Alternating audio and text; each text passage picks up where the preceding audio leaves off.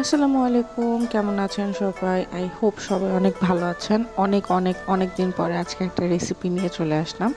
আজকে আপনাদের সাথে শেয়ার করব হচ্ছে পাবদা মাছের পাতলা ঝোলের রেসিপি। খুবই ইজি এবং বানাতে খুবই কম সময় লাগে। যাই হোক, প্রথমে হচ্ছে গিয়ে আমরা কড়াইতে একটু তেল দিয়ে নিচ্ছি। তেলের মধ্যে হচ্ছে গিয়ে আমি পেঁয়াজগুলো হালকা ভেজে নিব। পেঁয়াজগুলো হালকা ভাজা হয়ে গেলে এটার মধ্যে আমি দিয়ে দিব হচ্ছে লবণ। লবণটা হচ্ছে আপনার পছন্দ মতো, পরিমাণ মতো যেটাকে বলে লবণ দিয়ে তারপর আমি পেঁয়াজগুলো আরেকটু ভুনে নেব। পেঁয়াজ ভুনা হয়ে গেলে এটার মধ্যে দিব আমি অল্প একটু হলুদ এবং অল্প একটু মরিচের গুঁড়া। অ্যাজ ইউজুয়াল আমি যেমন আগেটা বললাম যে এটা খুবই কম মশলায় রান্না হবে। আমরা আদা রসুন বা জিরা কোনো ধরনের এক্সট্রা মশলা ইউজ করব না। হালকা একটু হলুদ এবং মরিচ দিয়ে পুরো রান্নাটা হয়ে যাবে।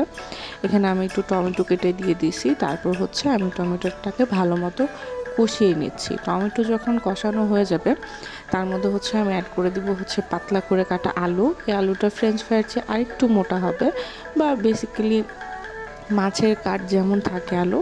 এখন হচ্ছে আমি এই টমেটো আর আলুটাকে একটু হইতে দিয়ে দিব, কারণ পাবদা মাছ হতে অনেক কম সময় লাগে। যখন হচ্ছে এগুলো হয়ে আসছে বা ঝোল শুকায় আসছে, আমি এটার মধ্যে অনেকগুলো পানি অ্যাড করব, কারণ শুরুতে আমি বলেছি এটা হবে হচ্ছে পাবদা মাছের পাতলা ঝোল। ঝোলটা বেসিক্যালি অনেক পাতলা হবে।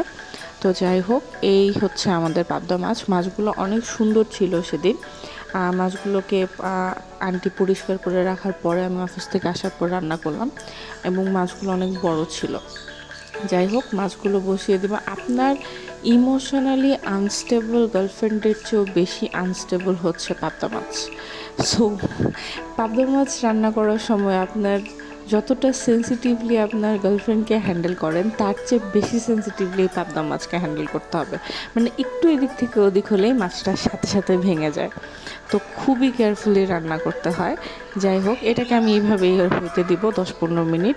তারপরে হয়ে যাওয়ার পর আমি গার্নিশিংয়ের জন্য এটার মধ্যে হচ্ছে কাঁচামরিচ এবং ধনিয়া পাতা অ্যাড করে দিব। কাঁচামরিচ এবং ধনিয়া পাতা অ্যাড করার পরে জাস্ট 5 মিনিট রান্না হবে। কোনো নাড়াচাড়া করা যাবে না, নাড়াচাড়া করলেই ভেঙে যাবে।